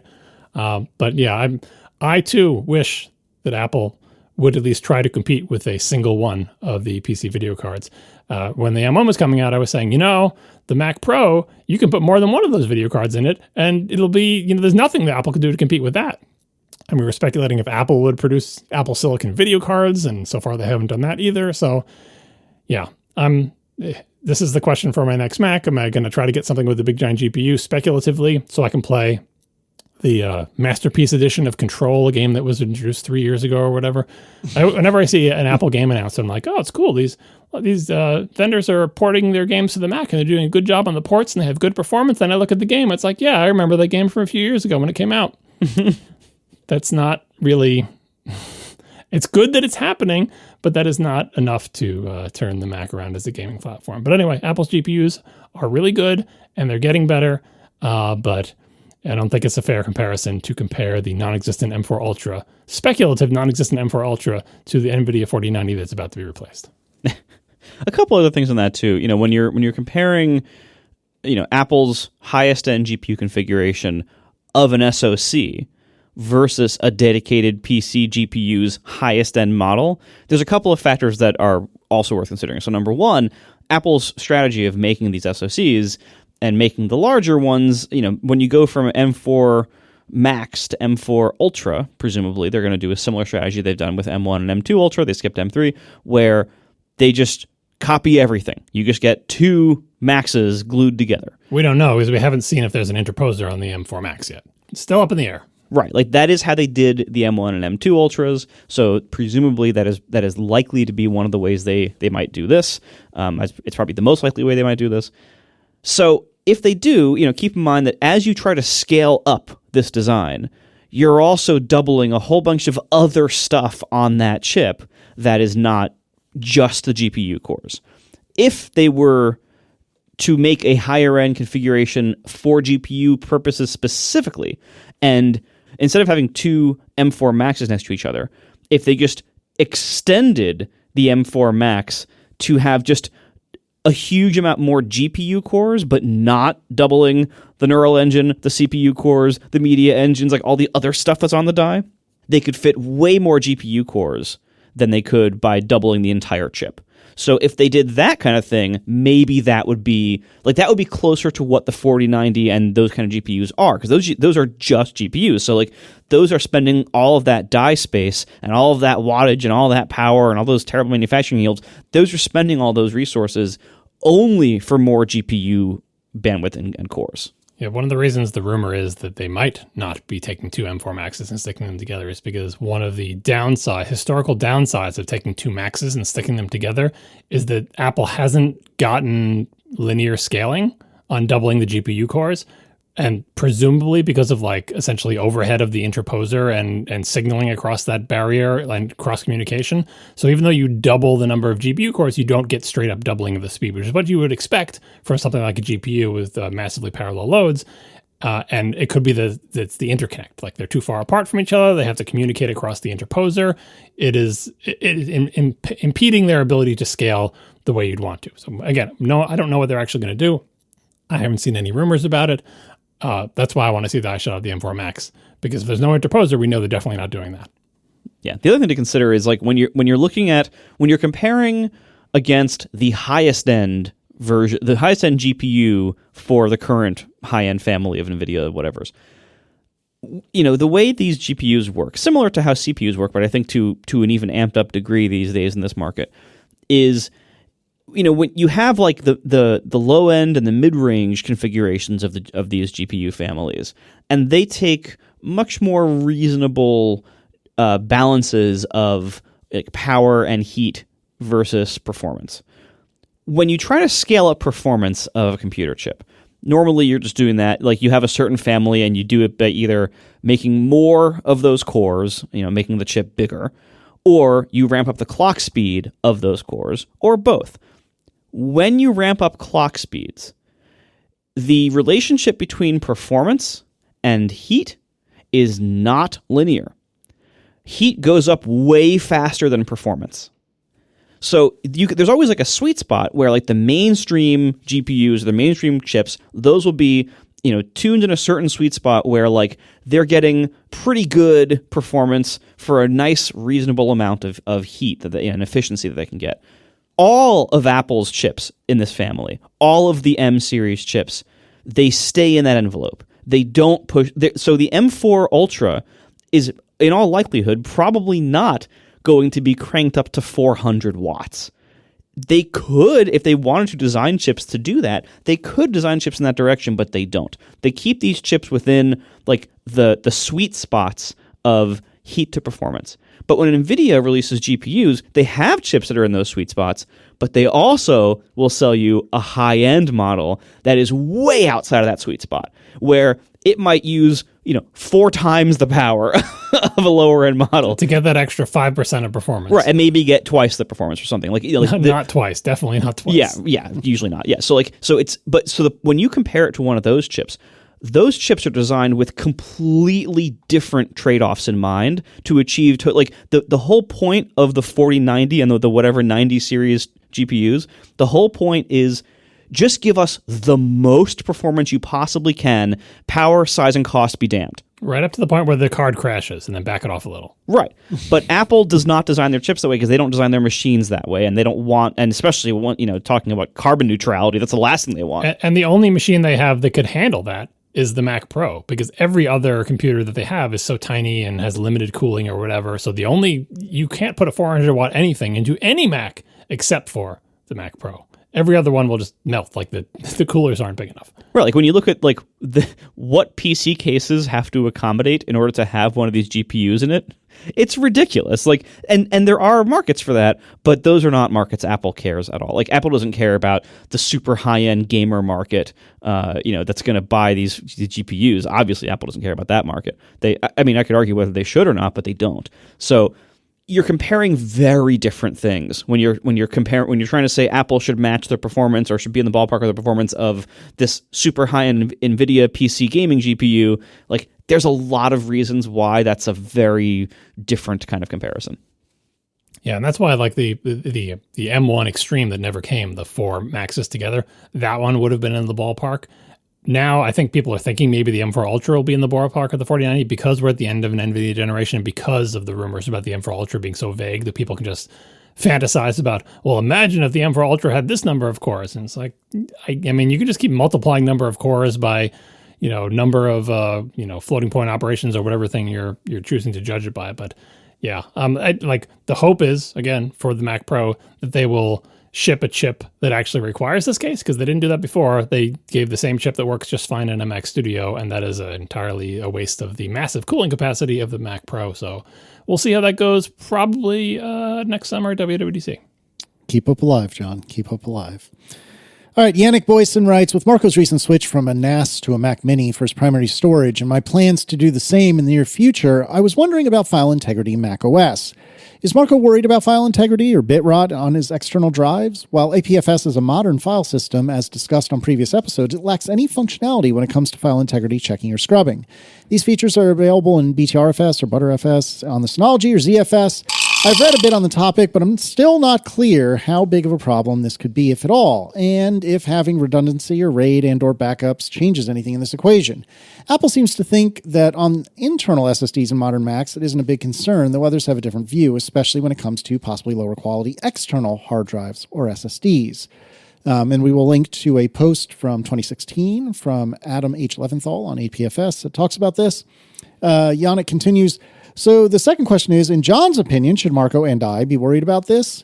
And is a dedicated NAS still the best option as the primary personal storage, or can it be demoted to backup duties only without any problems even for storing data in the long term? So Marco, you worried? No, I figure John will tell me when to be worried. Well, maybe that's right now. Well, so we've discussed this before, especially when APFS was coming out. These data integrity features that they're talking about, it's basically like, is any part of the file system or the computer checking that the bits that were written to it are the ones that they're reading back? So if you write some bits to it and then wait 2 years and then read the bits back, is there any part of the system that says, hey, are these the bits that I wrote 2 years ago? Or have they changed since then?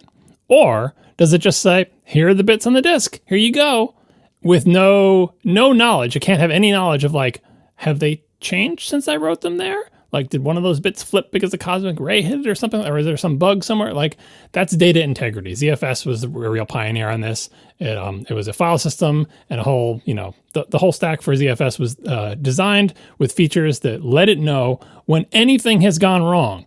There's a bad driver, there's a bad disk, there's a cosmic ray, there's a software problem.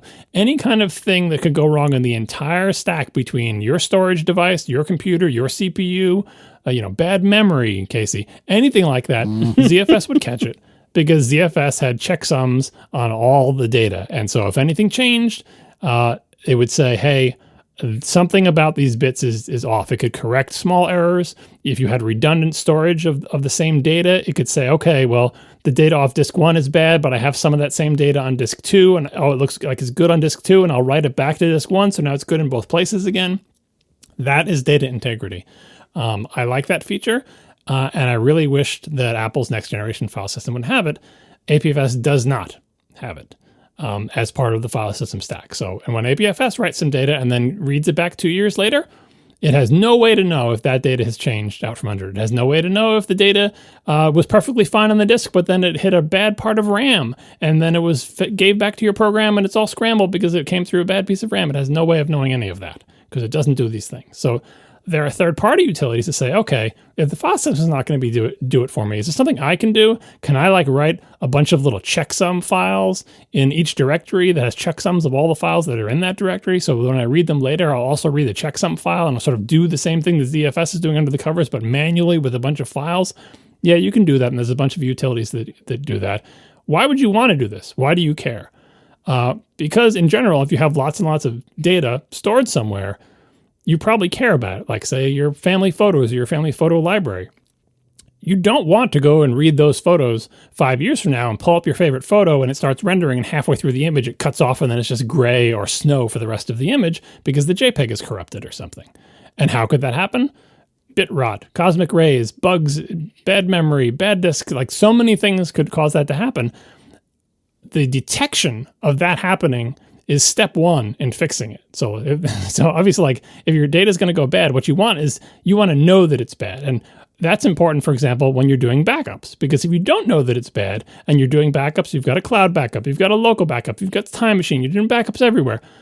If things are going bad, you're just backing up the bad data to 17 different places. And in fact, maybe the good data was in your time machine backup, but then you overrode it with the bad data, and slowly it pushed off the good data off the end because, you can only fit so much on your time machine disk before it pushes the old versions off the end. And now you have the good data, but you've since overwritten it with 17 new versions of the bad data because the file system and the operating system and everything have no way of knowing that they're taking bad data and pushing it to the cloud, taking bad data and pushing it to your time machine backup. They just think, here's the data, here it is. They don't know if it's good or it's bad. It's just, this is what came back from the disk, so here you go, right? That's why you want this detection.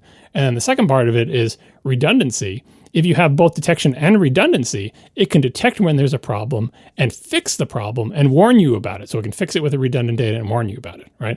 So this is a question about like RAID and everything. RAID is not a backup strategy.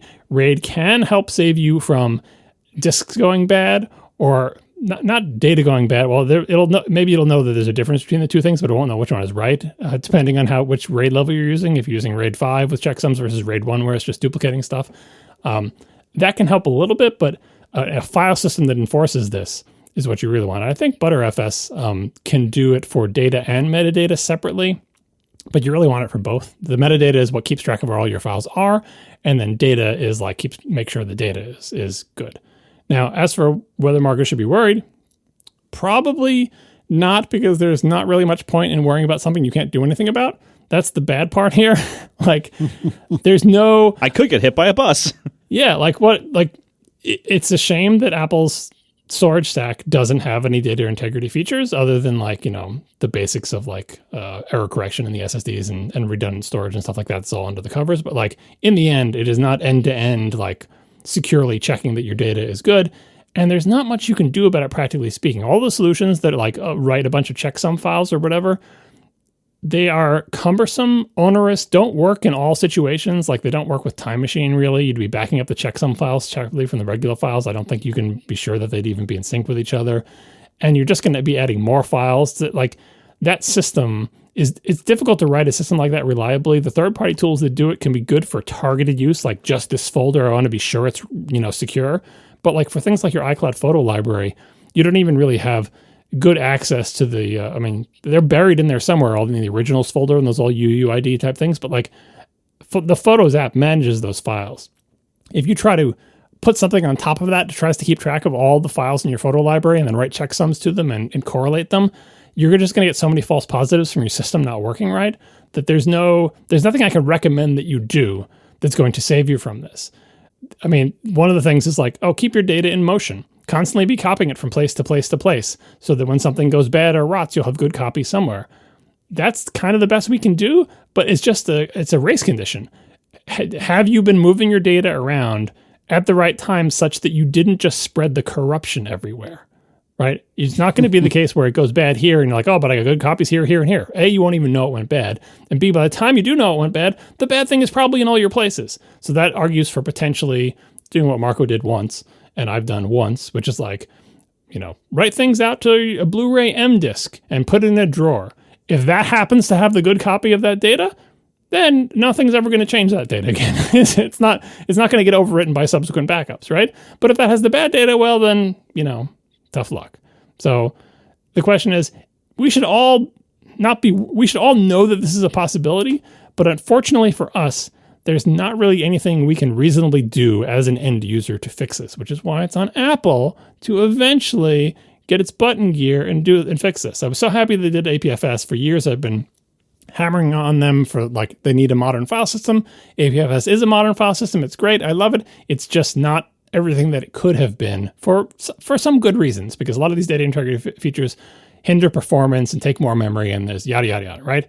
But eventually, if I live long enough and we're doing this podcast long enough, I'm going to be hammering them to say, you know what, Apple, it's time for you to have a modern file system. APFS was great back in 20 whatever, but now it's 2040 something, and it's time for you to have a file system with data integrity. And we'll see. Yeah, and again, it's a shame that BTRFS has it, ZFS has it. There's existing things that do have it. And as for NASs, as primary personal storage, I wouldn't use any network attached storage as primary personal storage. You should use directly attached internal or external SSDs for your personal storage and use the NAS more for backups. And for data integrity, if you can have a NAS that uses a file system that has data integrity checking on it, that can help you detect corruption and potentially correct it depending on which file system you're using. You can buy a NAS that uses ZFS that has all these features on it. You don't really care about the performance because it's just a big backup. I would recommend that. That's one of the advantages of having a NAS or just any kind of separate computer that's not an Apple computer that is running a file system that has data integrity checking and using it to make backups. Keep in mind that if you carefully put your corrupted data there, it will carefully preserve your corrupted data because that was the data that it was written. It thinks that's the right data. So you have to be careful with your backups. If you push the old backups off the end periodically, you will always end up spreading your corruption everywhere before you find out that your favorite picture of your kid when they were 2 is half corrupted. Cool. Also, make prints and print books because that's another hedge against this. You know, if you lose all your data or your one favorite picture is corrupted, but you printed 5 8x10s and they're in frames on your walls, even if they're like UV bleached, it's still better than nothing. Thank you to our sponsors this week, Squarespace and Uncommon Goods. Thank you to our members who support us directly. You can join us at atp.fm/join. One of the many perks of membership is ATP Overtime, our weekly bonus topic. This week, Overtime, we're going to actually address the question. Earlier we were talking about Apple's prices and the storage upgrade prices and everything. And in Overtime, we're going to ask, is complaining about Apple's prices actually useful? So we'll get to that in Overtime. If you want to hear that, atp.fm/join. Thanks, everybody, and we'll talk to you next week. Now the show is over. They didn't even mean to begin, 'cause it was accidental. Oh, it was accidental. John didn't do any research. Marco and Casey wouldn't let him, 'cause it was accidental. Oh, it was accidental. And you can find the show notes at atp.fm. And if you're into Mastodon, you can follow them at CASEYLISS. So that's Casey Liss, MARCOARMENT, Marco Arment, SIRAC, USA Syracuse. It's accidental. They didn't mean to. Accidental. Tech podcast so long. I decided I needed another project. This is, many people know that I talked a couple of years ago about like putting fiber in the house. This is nothing like that. I still want to do that at some point. I'm still kicking that can over and over and over again. I needed something that is far more cost effective to work on and a far shorter stretch of time to complete it. The problem statement is as follows. Because I hate myself, I'm a fan of the New York Giants. The New York Giants is a football team, a NFL football team, an American football team. Their record is currently for the season 2 wins and 8 losses. It has not been a good football season, but I've been a Giants fan since I can remember, and although I'm not a super duper duper fan, I generally prefer to be able to watch the Giants when I can. The way the NFL works is that typically there's only, like 3 or 4 games that are happening concurrently, oftentimes maybe only 1 or 2, typically played, Sunday afternoons. And if you live in the region near where the football team is based, you will likely receive a broadcast of the game. If you are out of market like I am, then it is pretty unlikely you will receive a broadcast of the game unless they're playing your local team. So for me, my local team is the Washington Commanders, once known as the Washington Redskins, which thankfully was finally changed because that's a very problematic name. And so if the Giants play the Commanders, which does happen, then I will get the game. But otherwise, it's unusual for me to get the Giants game. The easy solution to this problem is the Marco solution, which is to throw piles of money at the problem and fix it. And you do that by subscribing not only to YouTube TV, which is not an insignificant cost, but also NFL Sunday Ticket, which is hundreds and hundreds of dollars per season on top of the cost of YouTube TV. And I don't want to do that because I like the Giants. I don't like them that much. And I thought there must be a way around this problem. There must be a way I can fix this with technology and a smaller application of money. So So far, any questions and or theories about how I am attempting to solve this problem? I mean, I don't know anything about sports. The only thing I know is that people will do very ridiculous things to get their sports. Hello. But the most common solution is usually just to pay a bunch of money for them somehow through some kind of cable or whatever subscription. Mm-hmm. And Ben Thompson, who is not allergic to spending money, even he has to do a Byzantine solution to this. I believe, so he lives in Taiwan, but he wants to see his local team in Wisconsin. So I believe he has a residence in Wisconsin where he has a bunch of hardware running. That hardware gets the game because it's in Wisconsin, and then he sends it over the internet to his home in Taiwan where he sees it. I think he uses a Slingbox or used to use a Slingbox. So Casey, do you have a relative who lives in the New York metro area where the Giants are local, and you could put a box in their house that gets the game and then sends it to you? Is this going to be something where you're asking me to reach under my seat in a minute, and I find there's all of a sudden, oh my God, what's this? What Marco wants to be doing is nursemaiding a piece of hardware that records football and sends it to Casey. Yeah, so that might That's be the definitely end of going outdoors. So, spoiler alert, that may be the end of this discussion, but that's not where it's going yet. So, yes, let me, all snark and kidding aside, the remainder of this topic is probably going to sound like Spawn Con. It's not. This is, hand to God, me trying to solve a problem for myself, and it just so happens that I'm going to use tools that I know and love in order to do it. But this is not sponsored. This is me just doing this because I want to. Wait, is SpawnCon something people say? Mm-hmm, mm-hmm. Sadly, it is. That's disgusting. Sponsored content. That is not this. This is 100% my own thoughts. Nobody's compensated me in any way, shape, or form. So I apologize if it comes across as love letters to anything, because it's not. If they are love letters, because I really wrote them, so to speak. But anyways, so the solution to this problem is, taking a page out of Ben Thompson's playbook. So what Ben does now, as far as I'm aware, is he has one or perhaps more small PCs or perhaps Mac Minis or something that are physically installed in one or more places around the country. And I think you're right, John, that Wisconsin, if I'm not mistaken, God, I hope I have that right, is the home base, and I believe he does have a residence there, where he has a NUC, an NUC, a small, effectively the PC equivalent of a Mac Mini, or something like it. And he has an HD home run. There's several flavors of HD home run, but all of them, the point is basically to convert a either cable TV feed or an antenna feed into something that's on the network. So it's kind of a bridge between either an antenna or cable to your network. And actually, we pay for television service with Verizon Fios here in Richmond. And I have an HD home run, I forget the name of the model, an HD home run Prime.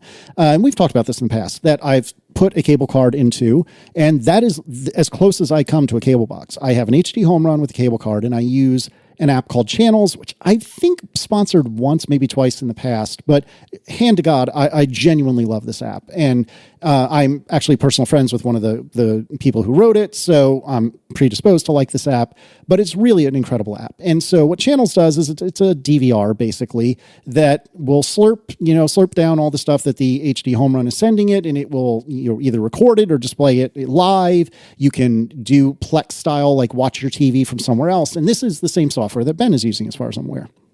This is very much in the spirit of a Slingbox, but much more modern tech, top to bottom. So I have a friend that lives in southwestern Connecticut, and he is I would call him a network administrator by trade. He would probably bristle at that description, but he does this sort of thing for a living, and he has, deeply over-provisioned networking equipment at his house, because this is what he does for a living. And so I bought a small Intel NUC. I'll try to put some links in the show notes. It's, I don't even remember what this thing's called, but it was like $130 off Amazon, and it is more than overkill for what I need. It's a B-Link N95 Intel 12th 12th mini PC mini S. So this is 3.5 gigahertz, 8 gigs of RAM, 256 gig SSD. And this is it came with Windows on it. I immediately killed Windows, put Ubuntu on it, and then put Channels on it. And so I have this. I have an HD Home Run Connect, which is one of the HD home runs that you can connect a antenna to. And I bought an over-the-air antenna. And I set all this up here in the house. And I've got it working so that, the channels could see the HD home run. The HD home run could see local channels here in Richmond. Everything was working great. Thanks to some help from my friend John, who was, I love that my solution is viewed as the throwing money at it problem. You're talking about like hundreds of dollars worth of hardware here. It was like $200 all in. Have you heard about how he opens and closes his garage door? Yeah, well, there's that. Or not even open and closes, how he can tell whether the garage door, which open and closes through a different mechanism, is in fact open or closed. Can confirm. So this is, you're, as much as I'm getting a little grumbly, Marco, your point is fair. It's a one-time fee of roughly $200 as compared to paying like $400 every single season for NFL Sunday Ticket. So the theory is I solved this problem once, and that's that. And I never have to worry about it again. That's always, you will never have to worry about it again, for sure. That's how computers work. Yep, exactly. It's only true of Lutron Caseta and everything else. That's also not SpawnCon, but I should keep the timer running. When I got that thing and installed it in my house and put black tape over all the lights and threw it behind my TV, I've never touched it. Right. Never. I'm telling you, it's incredible. So I set all this up locally, and then you have to do some kind of acrobatics to get the channels on the NUC, the NUC, the little PC, to get the channel server there to basically broadcast to my primary channel server, which is running on my M1 Mac Mini here at the house, in order to get those two to communicate with each other. But the idea is that the stuff that's coming off the antenna would then just be additional, now I'm using an overloaded term, additional television channels that are available within the Channels app. Hopefully that makes sense. So that all worked here when I was on my same network. But then, of course, I need to be able to put this on somebody else's network. So enter former and recent sponsor Tailscale. They have paid me to say nice things about them, but not in this case. This is me just genuinely being excited about Tailscale. I got Tailscale set up. That all worked great. And so it all appears as though, everything's on the same LAN, even though it really isn't. All's good. So I box everything up. I ship it to my friend Sean. It arrived today. And sometime shortly before I shipped everything, I think Sean had said to me, hey, have you looked at this? And he links me to, I think it's an FTC database that's here's the the digital TV, over-the-air digital TV maps here in the States. DTV reception maps. And he says to me, I don't think I get a lot of over-the-air stuff. And if you look at this map, it's not good, Bob. So he says, this may not go the way you think it's going to go. And I said, it's fine. If nothing else, it's a project and an academic exercise. So he gets all this stuff today. He gave me my own private little VLAN on top of his network because, again, this is the sort of thing he does for a living. And, everything's set up. He plugs in, my NUC and it boots up. It jumps right on my tailnet. Everything's good to go. It connects. It connects and communicates with the HD home run. I'm able to use some slightly advanced features of Tailscale that let me hop on to the HD home run, even though it doesn't have Tailscale on it. I do. And so I'm able to tell the HD home run, all right, go ahead and search for channels. And it does it. And it comes up with like 8 of them. And then I go to start tuning in to these channels. And I see that one of them, I think, was ABC, but it won't actually play it because apparently the signal's too weak. I think one of them might have been NBC, but it won't actually play that because the signal's too weak. It says there's something that channels thought was Fox, but it's some like weird foreign affairs channel. And that comes in great, baby. But that's useless for what I'm trying to accomplish. And if you are curious, this coming Sunday, the Giants are playing, I forget who, but they're playing a game that will be broadcast on CBS. I will give you one guess, gentlemen. What channel wasn't even offered as a weak possibility at Sean's house? CBS. So I don't know what I'm going to do, but this academic exercise, the infrastructure of it worked perfectly. Chef's kiss. Unfortunately, I need Sean to move because it might be cheaper to just buy season of whatever on the whatever service. Oh, for sure, and it'll be cheaper once you factor in your time. Although this is a fun little hobby, but you're getting trying to get CBS over the air. Doesn't Sean get CBS not over the air in some capacity? Well, and so it's funny you bring that up, because some of the things that we have been discussing up until the time we started recording were, hey, Sean might decide to ditch his TiVos. Sean is younger than I am, but he has the spirit of an 80-year-old. And so he is still clinging to his TiVos, John. And he said, maybe I will take, I think he has 2 of them. And he said, maybe I'll take the cable card out of one of those and put it in the HD home run, the HD home run that accepts a cable card. And maybe he'll use channels for his own separate purposes, because he was thinking about going down this path for his own reasons. And then I could, my channel server could also find that same HD home run on the local network, VLAN notwithstanding. And I would only need one of the 4 tuners that it has available to it, and only on certain times on Sundays, and maybe everyone would be happy. Unfortunately, Silicon Dust, who is the manufacturers of HD Home Run, seemed to have stopped making the HD Home Run that accepts a cable card, so you can only come up with them secondhand, which is mildly alarming. And cable companies aren't giving out cable cards anymore either, and as they break, they're probably not going to replace them. I was actually thinking of getting rid of one of my cable cards, but haven't quite done it yet. But yeah, the writing's on the wall for cable card. But yeah, so one of the things we were talking about is if he can come up with his own, HD Home Run Connect, which takes a cable card, and maybe he'll do a channels installation of his own, and then I can just kind of occasionally borrow one of the tuners on his HD Home Run. Another thing he was talking about is maybe if he could create like a secondary login on his cable provider, just on their online systems, and either I could use their app to potentially watch, his cable from here, which is actually made easier because of a different feature of Tailscale, where I can basically have my internet egress be through this NUC that's at his house. So from a geographic perspective, I'm entering the internet in Connecticut. So that's a possibility. That's not my preference. I'm trying to do this on the up and up, as much as I can be, because I have shipped hardware to him. It's getting it over the air, that was the hope, and so on and so forth. We're also going to look into TV Everywhere is a thing, which is kind of spiritually like YouTube TV, but not at all YouTube TV, where you can use your cable provider to get access to a bunch of channels. I don't know if his cable provider supports that, but maybe, I could have, log in, or even have him log in on channels that's at his house, so I don't even need to see his credentials or whatever. And we might try that.